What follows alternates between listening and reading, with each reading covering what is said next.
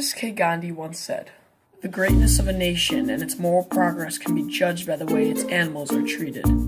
Now, Mohandas was a very, very smart man, but he lived a very long time ago. Now, people think that the jungle is up to date, but they're sadly mistaken. That thing is 111 years old. The USDA provides strict regulations for animal suffering in slaughterhouses. These regulations prevent pain and suffering in animals. However, pain is not suffering. Pain is a feeling our body gets to keep us out of dangerous situations. When a human breaks a leg, it will suffer because it knows what happens to our body, and we can't do anything about that, alright? But animals, when they break a leg, they just don't care because they can do whatever they want. Humans can't. Humans get jealous because other humans can do what they can't. And this causes stress buildup and, in turn, suffering. Animals don't care, however, because they can do whatever they want, and other cows don't really compete in the Olympics and do all these sports and get jealous because they're cows, not humans. 95% of animals will stay calm when they enter a slaughterhouse due to the new techniques. This is a 90% increase from the old methods, but once again, it is impossible for anybody to plot how much suffering there is. This is only going on pain right now, but the industry has greatly improved.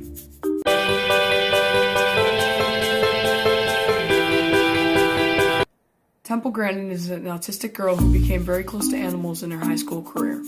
She earned a doctorate in animal science and studies animal welfare. She recommends more humane improvements to the Islamic halal and the Jewish kosher slaughtering methods. These are two of the most widely spread slaughtering methods. She recommends placing the cattle in a comfortable position to reduce any stress. Furthermore, she recommends uniform illumination and color of the building to avoid any shadowing effects. Reduction of sound is also highly recommended because cattle are frightened by loud noises. Surfaces such as gates, fences, and equipment must have round surfaces that will not injure the animal. Anywhere where the cattle will walk must have a grip or groove to avoid any slipping of the cattle. She runs audits to see that these conditions are implemented in each slaughterhouse. If more than 3% of the cattle bellow, that slaughterhouse fails the audit. Wendy's and McDonald's have willingly complied with the audit. Her work has greatly improved the meatpacking industry.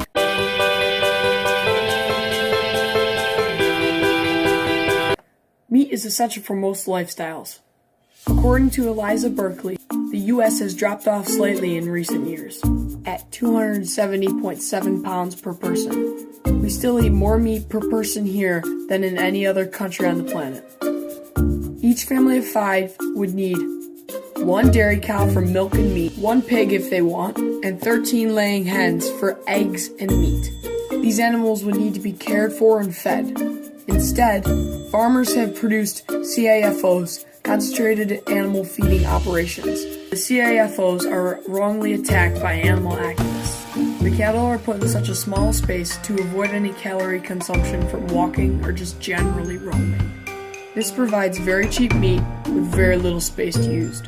Also, humans have adapted to eating animals. Certain nutrients such as vitamin B12, creatine, vitamin D3, carnosine, and docosahexaenoic acid, or DHA for short. Without them, our species would die out in a matter of years. For example, vitamin B12 is used in every cell function in our body. Therefore, avoiding meat is not helping animals. It is only causing damage to the most vital organ in our body.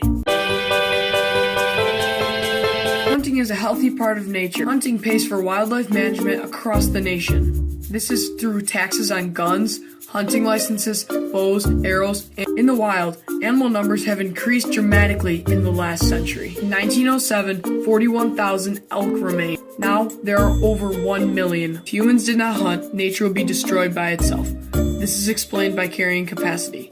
Carrying capacity is the amount of animals a certain piece of land can hold without any dying of starvation. If I have a graph, this line represents how many animals a certain piece of land can support because of the amount of food on that land. For example, a deer eats so much grass in a year. This is how much grass is here. This is the amount of deer. They'll start off like this, and then waver above and below the line like this. Now, when the deer are up in this high point, that is during mating season when all the new deer are born. So, this number either needs to drop because of old age, starvation, death, all of that, or we can hunt this amount and use that meat to feed ourselves. If we don't hunt this part, they will eat so much grass that the grass will not be able to reproduce because it won't be able to produce seeds fast enough. Now, if the seeds aren't fast enough, this carrying capacity line goes down and down and down because there's less grass, okay? So when the wolf gets there, there's only this much deer. Okay, now the wolf has to find this amount of deer in order to survive. Now overall, when the wolf dies, this will decrease biodiversity. Hunting does not decrease it, it actually helps it. Really, animal suffering is over-exaggerated and unreal. First, animals don't show clear signs of suffering. Secondly, slaughtering methods have greatly improved in the past century. And finally, hunting is a healthy part of nature. While many people believe that animals are being abused and should not be domesticated by people, we have domesticated animals for a reason. You should disregard anyone who claims otherwise, as they are not realizing how much we need animals.